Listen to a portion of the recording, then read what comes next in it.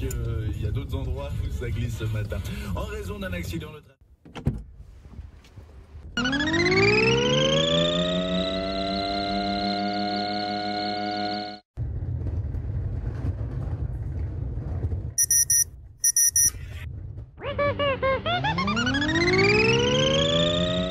Les extraterrestres, c'est une manière en fait de représenter l'humanité, mais de la représenter, disons, de loin, distanciée, un peu différente.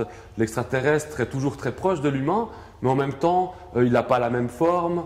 On a différents types d'extraterrestres qui sont toujours des figures de l'humanité. On peut penser par exemple à l'extraterrestre de la guerre des mondes de Wells qui vient sur Terre pour récolter en fait les ressources comme les humains l'ont fait dans passablement de pays.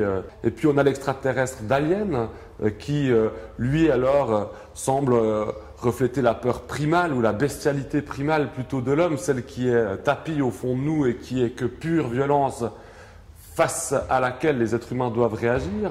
Mais on a aussi l'extraterrestre pacifiste, comme E.T. par exemple, le film pour enfants de Spielberg, qui lui ne cherche qu'à rentrer chez lui, comme apparemment tous les enfants d'une certaine manière cherchent à rentrer chez eux. Et puis on a encore des extraterrestres qui servent à rien, comme dans le film assez récent District 9, où ils sont là, planqués dans des ghettos, à se nourrir d'ordures, et qui évoquent évidemment la question de l'apartheid.